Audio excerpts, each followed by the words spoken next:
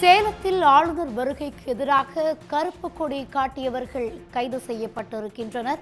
ஆளுநர் என் ரவிக்கு எதிர்ப்பு தெரிவித்து தமிழ்நாடு மாணவர் இயக்கங்களின் கூட்டமைப்பு நடத்திய போராட்டத்தில் ஈடுபட்டவர்கள் கைது செய்யப்பட்டிருப்பதாக நமது செய்தியாளர் குமரேசன் இணைகிறார். அவரிடம் கூடுதல் தகவல்களை கேட்டு பெறலாம். குமரேசன், தொடர்ந்து சேலத்தில் ஆளுநர் ரவிக்கு எதிராக மாணவர் அமைப்புகள்லாம் எந்த மாதிரியான போராட்டங்கள் எல்லாம் ஈடுபட்டிருக்காங்க? கைது செய்யப்பட்டவர்களுடைய நிலை என்ன?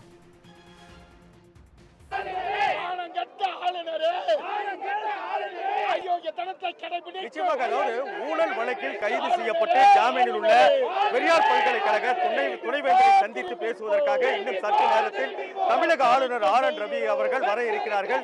இந்த கூட்டமானது 12:50 மணிக்கு தொடங்கி 2 மணி வரை சுமார் 1 மணி நேரம் 10 நிமிடம் இந்த கூட்டம் ஆலோசனை கூட்டம் நடைபெறுகிறது.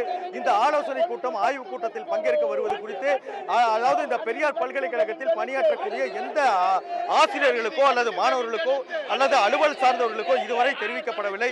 இந்த நிலையில் தான் இதற்கு ஆளுநர் ஒரு குற்றம் சாட்டப்பட்டவரை சந்திக்க வருவதற்கு எதிர்ப்பு தெரிவித்துதான் மாணவர்கள் கூட்டமைப்பினர் இன்று காலை முதலே பெரியார் பல்கலைக்கழகம் முன்பாக அவர்கள் ஒரு போராட்டத்தில் ஈடுபட்டு வருகிறார்கள். குறிப்பாக தமிழ்நாடு மாணவர் இயக்கங்களின் கூட்டமைப்பு சார்பில் இந்த போராட்டம் தொடங்கி இந்த போராட்டத்தில் 1000க்கும் மேற்பட்டோர் திரண்டு வந்து இன்று காலை முதல் அவர்கள் போராட்டத்தில் ஈடுபட்டனர். குறிப்பாக திராவிடர் மாணவர் கழகம், திமுக மாணவர் அணி, மதிமுக மாணவர் அணி, இந்திய மாணவர் சங்கம், அகில இந்திய மாணவர் பெருமன்றம், தமிழ்நாடு மாணவர் முன்னணி உள்ளிட்ட பல்வேறு அமைப்புகளைச் சேர்ந்தவர்கள் இந்த போராட்டத்தில் ஈடுபட்டிருக்கிறார்கள். குறிப்பாக 1 மணி நேரத்திற்கு மேலாக ஆளுநரே வெளியே போ, ஆளுநரே வெளியே போ, ஆளுநரே வெளியேறு என்ற கோஷங்களை முன்வைத்துதான் மாணவர்கள் கூட்டமைப்பினர் ஒரு தொடர்ச்சியான போராட்டத்தை நடத்தி வந்தனர். இந்த நிலையில் தான் ஆளுநர் வருகை என்பது 12:40 அளவில் இருப்பதால் ஆளுநரிடம் சற்று நேரத்தில் இந்த பெரியார் பல்கலைக்கழகத்திற்கு வர இருப்பதன் காரணமாக மாணவர்களை கைது செய்து வருகிறார்கள். தற்போது மாணவர்களை, அதாவது காவல்துறையினர் இந்த போராட்டத்தில் ஈடுபட்டுள்ள மாணவர்களை கைது செய்யும் அந்த காட்சியை தான் தற்போது பார்த்துக் கொண்டிருக்கிறோம். அதாவது மாணவர்களை ஏற்றுவதற்காக பல்வேறு வாகனங்களை அழைத்து வந்து அந்த மாணவர்கள் தற்போது கைது செய்யப்பட்டுக் கொண்டிருக்கிறார்கள். தற்போது அந்த காட்சியை பார்த்துக் கொண்டிருக்கிறோம். குறிப்பாக மாணவர்கள் அனைவரும் வெளியேற வேண்டும் என்ற ஒரு அந்த ஆளுநர் அவர்கள் இந்த கூட்டத்தில் பங்கேற்க கூடாது, ஆளுநர் உடனடியாக வெளியேற்றப்பட வேண்டும் என்ற அந்த ஒற்றை கோரிக்கையை வைத்துதான் மாணவர்கள் ஒரு தொடர்ச்சியான போராட்டத்தில் ஈடுபட்டுள்ளார்கள். குறிப்பாக குற்றச்சாட்டுக்கு ஆளாகியுள்ள பெரியார் பல்கலைக்கழக துணைவேந்தரை எதற்கு சந்திக்க வேண்டும், ஏன் சந்தித்து பேச வேண்டும், குறிப்பாக நாளைய தினம் இது தொடர்பான ஒரு உயர்நீதிமன்றத்தில் மனு விசாரணைக்கு வருகிறது. அந்த நிலையில் இவர்கள் ஏன் தொடர்பு கைது செய்ய வேண்டும் என்று கூறுகிறார்கள். தற்போது மாணவர் அமைப்பை சேர்ந்த ஆளுநரை கண்டித்து இந்த ஆர்ப்பாட்டம் ஆளுநர் அவர்களே வெளியேற வேண்டும், ஆளுநர் இந்த கூட்டத்தில் பங்கேற்க கூடாது, ஆளுநர் துணைவேந்தரை சந்திக்க கூடாது என வலியுறுத்தி தான் இந்த போராட்டமானது தற்போது நடைபெற்றுக் கொண்டிருக்கிறது. இந்த போராட்டத்தில் ஆயிரக்கணக்கான மாணவர்கள் பங்கேற்றிருக்கார்கள். பல்வேறு அமைப்புகளைச் சேர்ந்தவர்கள் இந்த ஆர்ப்பாட்டத்தில் பங்கேற்று ஆளுநருக்கு எதிரான கோஷங்களை எழுப்பி வருகிறார்கள். இந்த நிலையில் தான் காவல்துறையினர் அவர்களை கைது செய்து வேனில் ஏற்றக்கூடிய அந்த காட்சியை நாம் தற்போது பார்த்துக் கொண்டிருக்கிறோம். இன்னும் சற்று நேரத்தில் சரியாக 12:35 ஆளுநர் அவர்கள் சென்னையிலிருந்து கிளம்பி சேலம் விமான நிலையத்தில் தரையிறங்கி இருக்கிறார். அதனைத் தொடர்ந்து நேராக 10 நிமிடத்தில் இங்கு பெரியார் பல்கலைக்கழகத்தில் வர இருக்கிறார். அந்த பெரியார் பல்கலைக்கழகத்தில் ஒரு ஆய்வுக் கூட்டம் நடத்த இருக்கிறார். அந்த ஆய்வுக் கூட்டத்தில் ஆசிரியர்கள், அலுவல் சார்ந்தவர்களுக்கு யாருக்கும் அனுமதி இல்லை. இந்த நிலையில் பெரியார் பல்கலைக்கழக துணைவேந்தர் மற்றும் முக்கியமான நபர்களுடன் அவர் பேச இருக்கிறார். அந்த பேச்சுவார்த்தையின் போது அதாவது இந்த பூட்டர் ஃபவுண்டேஷன் என்ற அந்த மோசடி தொடர்பான பேச்சுவார்த்தை நடக்க இருக்கலாம். எனவே இந்த பேச்சுவார்த்தையில் அவர் பங்கேற்றால் நிச்சயமாக சாட்சியங்கள் கலைக்கப்படும், அதே போல ஆவணங்கள் அவர் திரட்டுவது என்பது ஒரு கடினமான ஒரு சூழல் ஏற்படும் என்ற வகையில் தான் தற்போது மாணவர்கள் அவரை இந்த கூட்டத்தில் பங்கேற்க கூடாது என்ற வகையில் அவர்கள் போராடி கொண்டிருக்கிறார்கள். மாணவர்களை பொறுத்தவரை, மாணவ அமைப்பினரை பொறுத்தவரை, அதாவது குற்றச்சாட்டில் ஈடுபட்டுள்ள பெரியார் பல்கலைக்கழக துணைவேந்தரை எதற்காக ஆளுநர் சந்தித்து பேச வேண்டும், சட்டத்திற்கு முரண்பானது, எனவே அவரை சந்தித்து பேசுவது என்பது தவறான காரியம், எனவே ஆளுநர் பேசக்கூடாது, ஆளுநர் வரக்கூடாது என்ற வகையில் தான் அவர்கள் ஆளுநரே இந்த பெரியார் பல்கலைக்கழகத்தை விட்டு வெளியேறு என்ற அந்த ஒற்றை கோரிக்கையை முன்வைத்து அவர்கள் தொடர்ந்து ஒரு போராட்டத்தில் ஈடுபட்டு வருகிறார்கள். குறிப்பாக ஆளுநர் அவர்கள் 1 மணி நேரம் 10 நிமிடம் இந்த ஆய்வுக் கூட்டத்தில் பங்கேற்க இருப்பதாக கூறப்படுகிறது. ஆனால் அந்த கூட்டத்திற்கு ஆட்சி மன்ற குழுவோ ஆட்சி மன்ற பேரவையை சேர்ந்தவர்களோ யாரும் அழைக்கப்படவில்லை, ஆசிரியர்கள் சார்பில் அழைக்கப்படவில்லை, அலுவலர்களும் அழைக்கப்படவில்லை. எனவே இந்த ஆய்வுக் கூட்டமானது யாரை வைத்து நடக்கும் என்ற ஒரு கேள்வியும் எழும்பியிருக்கிறது. இந்த நிலையில் தான் இந்த போராட்டத்தில் ஈடுபட்டுள்ள அனைவரையும் காவல்துறையினர் தற்போது கைது செய்து கொண்டிருக்கும் அந்த காட்சியை நாம் பார்த்து கொண்டிருக்கிறோம். 400க்கும் மேற்பட்ட போலீசார் இங்கு குவிக்கப்பட்டிருக்கார்கள். போராட்டத்தில் ஈடுபட்ட அந்த மாணவ அமைப்பை சேர்ந்தவர்களை கைது செய்து வேனில் ஏற்றி ஒவ்வொருவராக அழைத்துச் செல்லும் அந்த காட்சியை நாம் தற்போது பார்த்துக் கொண்டிருக்கிறோம். இந்த பெரியார் பல்கலைக்கழகம் முன்பாக மாணவர் அமைப்பை சேர்ந்தவர்கள் யாரும் இருக்கக்கூடாது என்ற வகையில் காவல்துறையினர் அவர்களை இந்த இடத்தில் இருந்து அப்புறப்படுத்தி வரக்கூடிய அந்த காட்சியை நாம் தற்போது பார்த்துக் கொண்டிருக்கிறோம். சரியாக பெரியார் பல்கலைக்கழகத்திற்கு எதிராகத்தான் இந்த போராட்டமானது தற்போது நடந்து கொண்டிருக்கின்றது. எதிரே ஆயிரக்கணக்கான மாணவர் அமைப்பினர் இங்கு கூடியதன் காரணமாக இங்கு ஒரு பரபரப்பான சூழல் நிலவியது. அந்த அடிப்படையில் 400க்கும் மேற்பட்ட போலீசார் குவிக்கப்பட்டு ஒரு பாதுகாப்பான சூழல் நிலவி வந்த நிலையில் இன்னும் சற்று நேரத்தில் ஆளுநர் இந்த கூட்டத்தில் பங்கேற்க இருக்கிறார். குறிப்பாக இந்த மாணவர்கள் போராட்டத்திற்கு எதிராக நடைபெறக்கூடிய பெரியார் பல்கலைக்கழகத்திற்கு அவர் செல்ல இருக்கிறார். ஏதாவது அசம்பாவிதங்கள் நடைபெற்று வரக்கூடாது என்பதற்காக அந்த மாணவர் அமைப்பை சேர்ந்தவர்களை காவல்துறையினர் தற்போது கைது செய்து வேனில் ஏற்றி வருகிறார்கள். குமரேசன், குற்றச்சாட்டுக்கு ஆளான துணைவேந்தரை ஆளுநர் சந்தித்து பேசக்கூடாது, அது சட்டத்திற்கு புறம்பான ஒரு செயல் அப்படின்னு மாணவர் அமைப்புகள்லாம் தொடர்ந்து போராட்டம் நடத்திருக்கும் நிலையில் இந்த ஆய்வுக் கூட்டம் நடைபெற இருக்கு. இன்னும் சற்று நேரத்தில் ஆசிரியர்களோ ஆட்சி மன்றத்தை சேர்ந்தவர்களோ நிர்வாகிகளோ அழைக்கப்படாத இந்த ஆய்வுக் கூட்டத்தில் என்ன பேசப்பட இருக்கிறதா ஆளுநர் தரப்பிலிருந்து சொல்லப்படுது? நிச்சயமாக, அதாவது ஆளுநர் தரப்பிலிருந்து ஒரு ஆய்வுக் கூட்டம் நடத்த வேண்டும், அதாவது அலுவல் சார்ந்த ஆய்வுக் கூட்டம் நடத்தப்பட வேண்டும் என்ற அந்த அடிப்படையில் தான் ஆய்வுக் கூட்டமானது இன்னைக்கு நடைபெறுகிறது. அந்த ஆய்வுக் கூட்டத்தில் ஆளுநர் பங்கேற்கிறார் என்ற வகையில் தான் தகவல் வெளியானது. இந்த ஆய்வுக் கூட்டத்தில் அலுவல் சார்ந்து நடைபெறுவதால் அலுவலர்கள் மற்றும் பேராசிரியர்கள் அனைவரும் பங்கேற்பார்கள் என்ற நிலை இருந்தது. ஆனால் இந்த ஆய்வுக் கூட்டத்தை பொறுத்தவரை ஆசிரியர்களுக்கோ ஆசிரியர் சங்கத்தினருக்கோ இதில் பணியாற்றக்கூடிய பேராசிரியர்களுக்கோ இதுவரை எந்த அழைப்பும் வரப்படவில்லை என்ற ஒரு கருத்து நிலவுகிறது. அது ஆசிரியர் சங்கத்தின் சார்பிலும் ஒரு குற்றச்சாட்டாக முன்வைக்கப்பட்டிருக்கிறது. அதே போல தொழிலாளர்களும் யாரும் அழைக்கப்படவில்லை. அது மட்டுமல்லாமல் ஆட்சி மன்ற குழுவை சேர்ந்த உறுப்பினர்கள் 18 பேர் இருக்கார்கள். அந்த 18 பேருக்கும் எந்தவித அழைப்பும் இல்லை.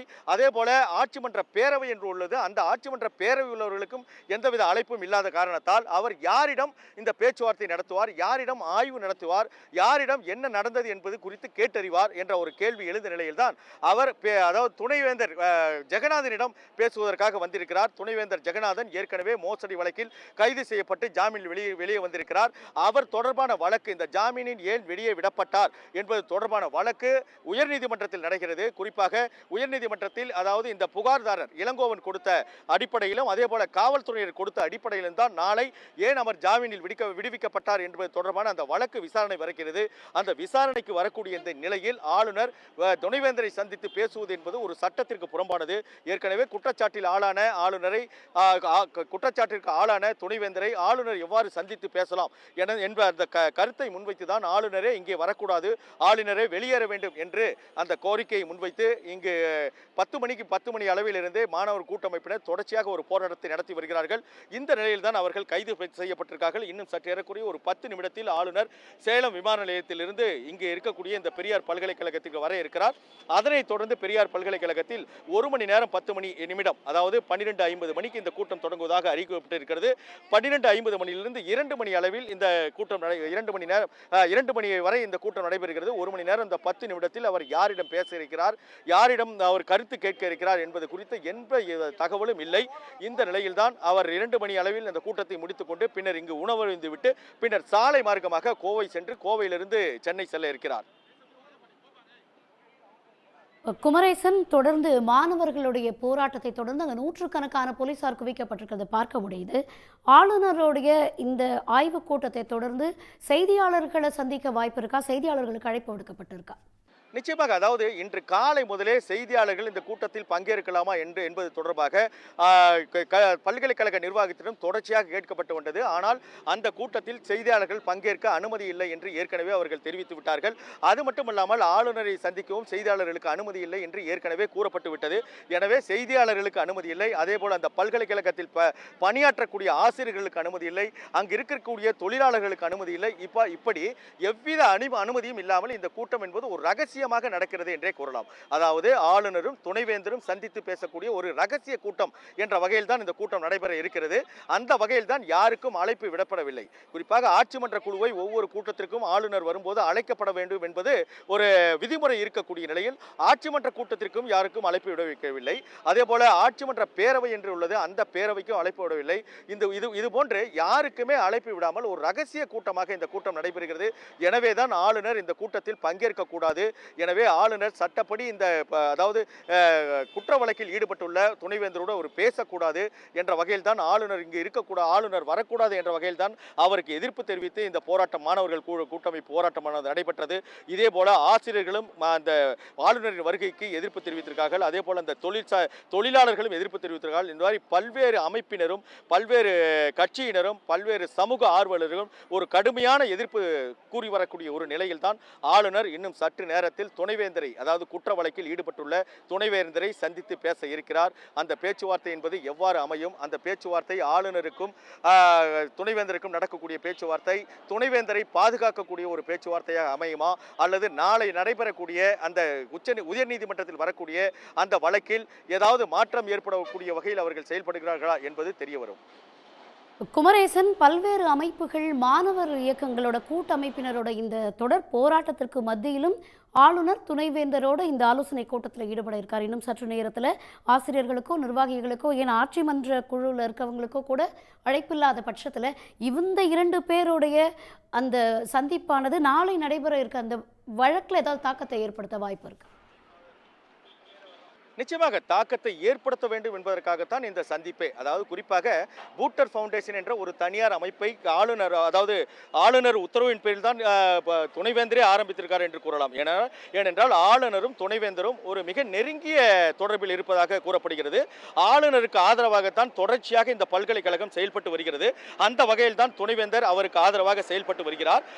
இந்த நிலையில் தான் ஆளுநர் மீது இந்த பூட்டர் ஃபவுண்டேஷன், அதாவது துணைவேந்தர் மீது பூட்டர் ஃபவுண்டேஷன் என்ற ஒரு தனியார் அமைப்பை தொடங்கி அந்த பூட்டர் ஃபவுண்டேஷன் மூலமாக பல்வேறு நிறுவனங்களுடன் ஒப்பந்தம் செய்யப்பட்டு அதன் மூலமாக மாணவர் சேர்க்கை நடத்தி பல கோடி ரூபாய் மோசடியில் ஈடுபடலாம் என்ற ஒரு புகாரின் அடிப்படையில் தான் தற்போது இந்த பூட்டர் ஃபவுண்டேஷன் மீது இளங்கோவன் என்பவர் புகார் கொடுத்தார். அந்த புகாரின் அடிப்படையில் தான் துணைவேந்தர் கைது செய்யப்பட்டார். கைது செய்யப்பட்டு அவர் சற்று நேரத்திலேயே ஜாமீனில் விடுவிக்கப்பட்டார். ஜாமீனில் வெளியே வந்தவர் தொடர்ச்சியாக அவர் பணியாற்றி கொண்டிருக்கிறார். இந்த நிலையில் தான் நாளை இந்த ஜாமீனில் ஏன் விடுவிக்கப்பட்டார் என்பது தொடர்பான அந்த வழக்கு என்பது உயர்நீதிமன்றத்தில் வர இருக்கிறது. அதாவது கீழமை நீதிமன்றத்தில் அவருக்கு நிபந்தனை ஜாமீன் விடுவிக்கப்பட்டிருக்கிறது.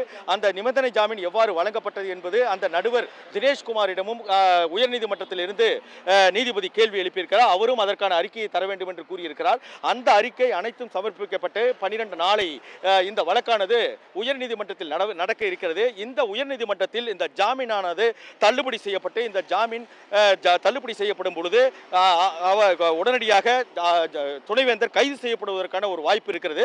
எனவே துணைவேந்தர் கைது செய்யப்பட்டால் ஒரு பெரும் சர்ச்சை உருவாகும். எனவேதான் துணைவேந்தரை கைது செய்யப்படக்கூடாது, உயர்நீதிமன்றத்தில் நடக்கக்கூடிய அந்த வழக்கில் துணைவேந்தருக்கு அந்த ஜாமீன் வழங்கப்பட்டது தவறு என சொல்லிவிடக்கூடாது என்ற அடிப்படையில் தான் இந்த சந்திப்பு என்பது இருக்கலாம் என நாம் கருதப்படுகிறது. குறிப்பாக ஆளுநர் அவர்கள் ஒரு சர்ச்சையை ஏற்படுத்தும் வகையிலேயே நாளை இந்த வழக்கு வரக்கூடிய நிலையில் ஒரு குற்றம் சாட்டப்பட்டவருக்கு ஆதரவாக ஒரு சர்ச்சையை ஏற்படுத்தும் வகையிலேயே அவர் தற்போது இந்த கூட்டத்தில் பங்கேற்பதற்காக வந்திருக்கிறார். இந்த கூட்டத்தில் யாரும் பங்கேற்கவில்லை. அதனால் இவர்கள் இருவர் மட்டுமே பேசக்கூடிய ஒரு வாய்ப்பு இருக்கிறது.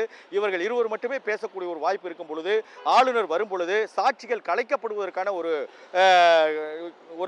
ஒரு சாத்தியமும் இருக்கிறது. எனவே ஆளுநர் வரக்கூடாது என்ற வகையில் தான் மாணவர் கூட்டமைப்பினர் ஒரு தொடர்ச்சியான போராட்டத்தை நடத்தினார்கள். தகவல்களுக்கு நன்றி குமரேசன். உடனுக்குடன் செய்திகளை தெரிந்து கொள்ள சன் நியூஸ் பெல் ஐகானை கிளிக் பண்ணுங்க.